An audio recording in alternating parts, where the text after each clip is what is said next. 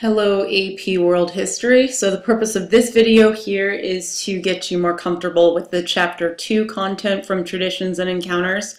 So that's looking at Mesopotamia. So quite a bit of this is stuff that we covered in class, so I'm going to go over it pretty quickly.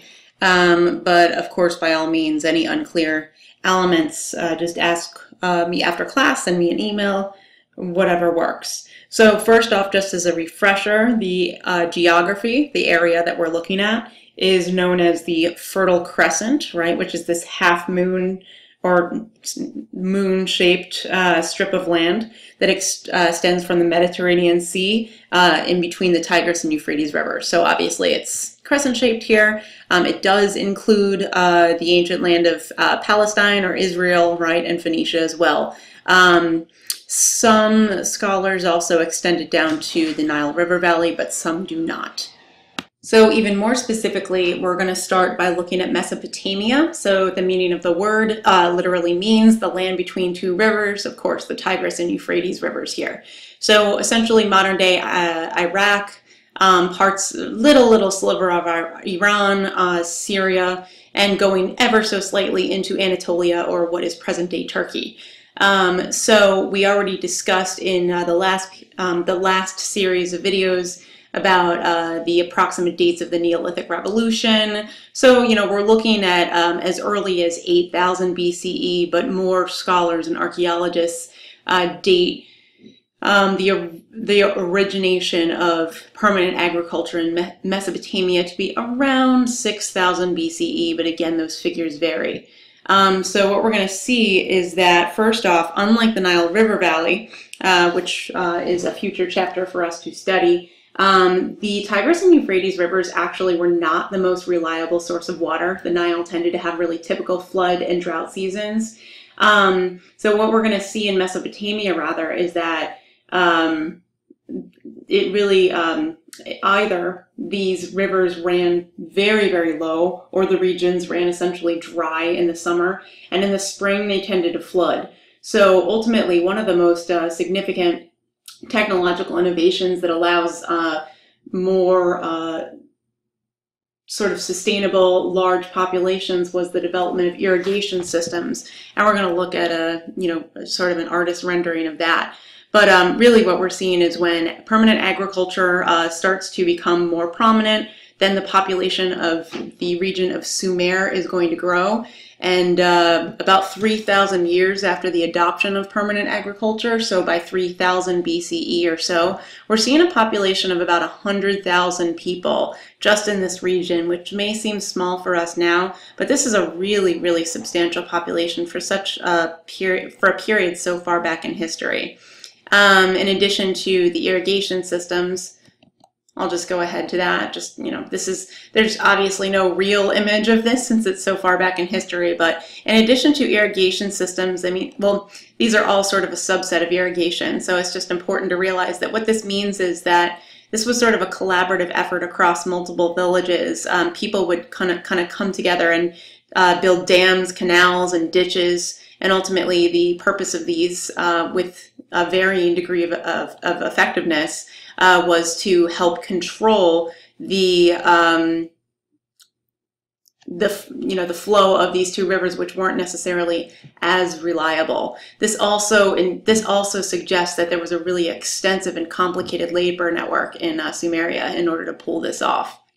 So again, just kind of thinking about the Sumerian people. Now they're coming from a variety of places, right? It's not as if the people were all the people that made up Sumeria were actually born in this region. We actually see a lot of them coming from various Asian populations. We are seeing a number of different language groups, and the only reason why we call this region Sumeria instead of another name is because the majority population in the Sumer region happened to be a group of people that spoke a Sumerian language. Okay, so that's why we call it Sumeria. Probably the most significant minority population behind the Sumerians were the Semitic peoples. So the Semitic people, they're named after a variety of language groups. Probably the most well-known Semitic-speaking population are the Hebrew-speaking peoples, but also Arabic-speaking peoples are considered considered Semitic. You also have Phoenicians as examples of Semitic-speaking people. So, but again, you know, while the Sumerians were the majority population, you did see a large degree of collaboration between a diverse group of people. Now, of course, this does not mean that these societies viewed everyone equally, but nonetheless, there wasn't necessarily discrimination based on cultural background. The city of Urk, which we see here, many archaeologists and scholars argue that this was the world's first city, just in terms of substantial population, examples of architecture. All right, so the most famous example of architecture and also a very significant religious artifact, for lack of a better word, that we should be familiar with is, of course, the ziggurat, which was essentially a Mesopotamian form of a pyramid. They had these sort of steps to a temple at the very top. Some scholars argue that this, well, first off, you could just say, for pragmatic reasons, all of these structures sort of originated with a wide base and ended with a narrow top, because that was the way that buildings could be constructed at this period. Of course, you don't have things like cranes. But at the same time, there's also a significance of, you know, an elevated structure, one that is sort of reaching an apex at the top. Just sort of with the idea that the closer to the sky one is, the closer one is to God. Now, the Sumerian peoples were polytheistic in nature, but some of their most well-known and revered gods, at least according to popular scholarly thought, were gods of fertility, goddesses of fertility, that is. So just also, I'm showing a lot of maps in this video, but it's important for us to realize that Sumeria, at least as it originated, was not nearly as large as all of Mesopotamia. Okay, so this is sort of the extent of Sumeria, but as we know, Mesopotamia is larger. The Sumerian, what will become an empire, originated as a series of city-states. Okay, so there were about 12 city-states that existed in Sumeria. Again, Urk was the largest of all of those. We already talked about ziggurat, so we'll kind of go past that. Oh, it's not even written there. These governments were largely theocratic in nature, so essentially kings were seen as both the government as well as the high priest of the society, and also the Sumerians were highly patriarchal. So, you know, essentially what you're going to see, and Hammurabi's Code is a really good example of this, that even within the law, men and women were not treated the same way. Again, just as a reminder, since this is the last bullet point here, you do have kings, also known as lugals, which ruled each city-state. Okay, so we already discussed writing in class, but just as a brief overview, remember that the Mesopotamian form of writing, known as cuneiform, developed approximately 3000 BC. As we're noticing here, we see it evolve from a more complex and also difficult to draw form to these series of wedges, which is where cuneiform gets its name. Again, it's syllabic writing, so it's representing, it's actually pictorial writing. I made a mistake there, but the idea behind pictorial writing, that is that, you know, it's an image meant to represent an idea rather than a character that's meant to represent a sound like our alphabet. And later we're going to look at Phoenician writing, and we can sort of use this chart as a point of contrast. We already looked at this slide. Okay, so just a few more points about the Sumerians before we get into some other societies from Mesopotamia. Again, it's very important for us to know that writing was really a crucial part of their culture.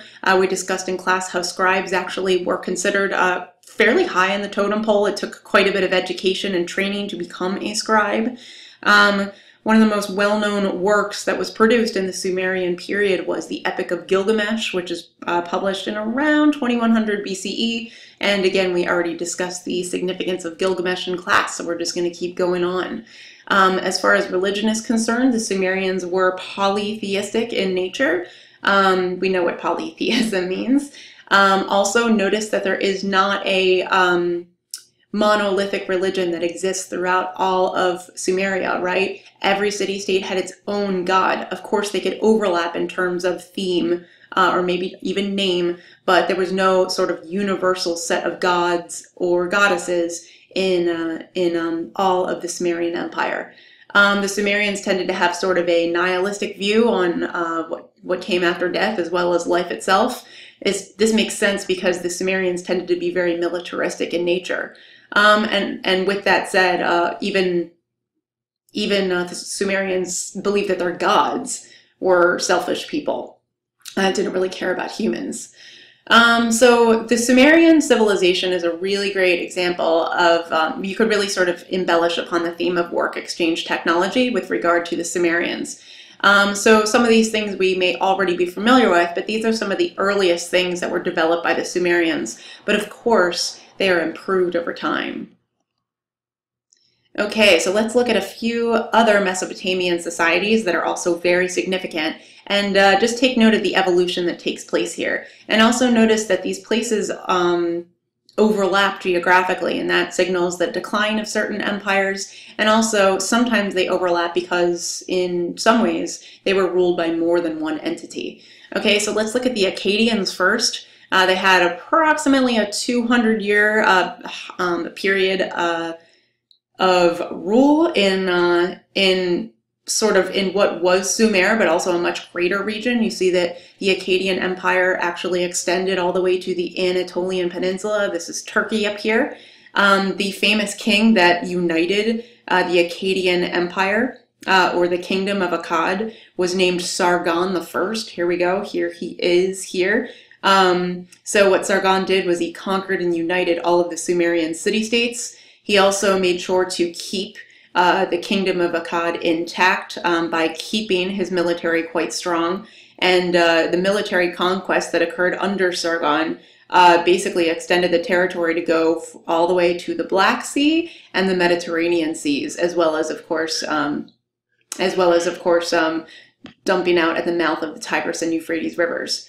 So the weakness of the Akkadian Empire was that while they conquered this large amount of territory, there were many local peoples that were ruled by the Akkadians that did not want to be ruled by the Akkadians. So as time goes on, you're going to see a series of local rebellions, and Sargon was really the monumental kind of leader, the sort of pinnacle of what a king should be, at least, you know, in the Akkadian realm.